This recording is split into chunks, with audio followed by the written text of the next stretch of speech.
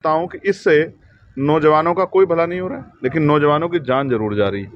मैं ऐसे अधिकारियों को, अब आप ये बताइए कैसे फेयर है कि एक ही दिन जो है एप्लीकेशन डलती है, उसी दिन जो है पिटीशन दायर होती है, उसी दिन ऑर्डर हो जाता है, उसी दिन शाम में सर्वे कमेटी बन जाती है बिना दूसरे पक्ष को सुने। ये कैसा न्याय है?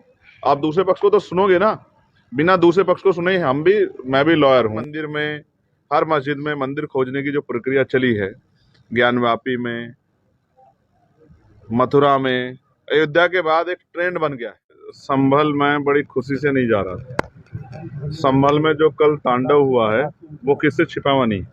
और जिस तरह से पुलिस के अधिकारियों ने, जो पीड़ित परिवार द्वारा बताया गया, जिस तरह से खुलेआम गोली चला के, अगर आप लॉ एंड ऑर्डर मेंटेन करना चाहते तो आप पैर की तरफ भी गोली चला सकते थे। लेकिन आजकल कुछ अधिकारी सरकार को खुश करने के लिए सीने पे गोली चलाते हैं, सर पे गोली चलाते हैं, और ये ज्यादातर मामलों में देखा गया। तो उन पीड़ितों का दर्द सुनने के लिए, क्योंकि सुबह हमने पार्लियामेंट में जैसे सेशन स्टार्ट हुआ हमने इस विषय को उठाया, लेकिन स्पीकर साहब ने सदन स्थगित कर दिया। उनको परमिशन है तो वो अपने अधिकारों का प्रयोग उन्होंने किया। हम अपने अधिकारों का प्रयोग करते हुए, मैं पीड़ित परिवार मिलने जाना चाहता था। मेरी वहाँ के अधिकारियों से बात हुई है।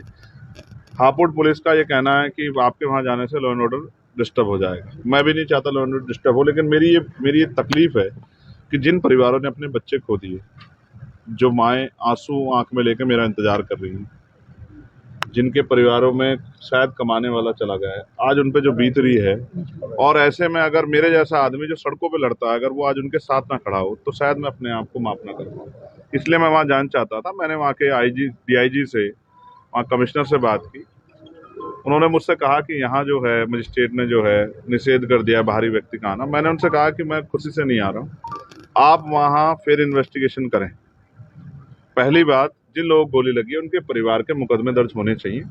उन्होंने मुझे विश्वास दिलाया कि हमने वहाँ टीम भेज दी, परिवार जो भी कहेगा उनकी बात सुनी जाएगी, रिकॉर्ड की जाएगी, उस आधार पर वहाँ मुकदमे दर्ज होंगे। दूसरा, निर्दोष लोगों पर कार्रवाई ना हो। तीसरा, इस पूरी घटना की मजिस्ट्रियल जांच के शायद उन्होंने आदेश दिए, लेकिन मैंने इसकी CBI जांच की मांग की, वो भी सुप्रीम कोर्ट की निगरानी में। और चौथा और सबसे इम्पोर्टेंट, जो ऐसे अधिकारी हैं जो सिर्फ सरकार को खुश करने के लिए, इस तरह के ऐसे अधिकारियों पर कार्रवाई की जाए। उन्होंने मुझसे ये भी कहा है कि जैसे ही यहाँ के हालात सामान्य होंगे तो हम सबसे पहले आपको यहाँ बुलाएंगे, आप अपनी परमिशन डाल के रखो, लेकिन अभी हालात ऐसे नहीं। मैं समझता हूँ कि जनता को परेशानी नहीं होनी चाहिए, लेकिन आप ये सोचिए, क्या गोली के जरिए विरोध की आवाज को दबाना या हत्या करना, क्या ये इस तरह से देश चलेगा?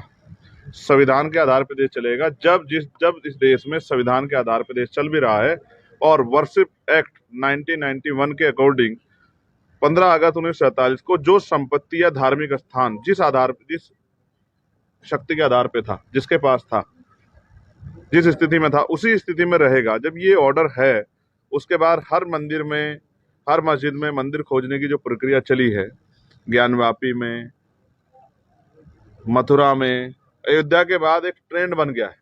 और मैं समझता हूं कि इससे नौजवानों का कोई भला नहीं हो रहा है, लेकिन नौजवानों की जान जरूर जा रही है। मैं ऐसे अधिकारियों को, अब आप ये बताइए कैसे फेयर है कि एक ही दिन जो है एप्लीकेशन डलती है, उसी दिन जो है पिटीशन दायर होती है, उसी दिन ऑर्डर हो जाता है, उसी दिन शाम में सर्वे कमेटी बन जाती है बिना दूसरे पक्ष को सुने। ये कैसा न्याय है? आप दूसरे पक्ष को तो सुनोगे ना। बिना दूसरे पक्ष को सुने मैं भी लॉयर हूँ।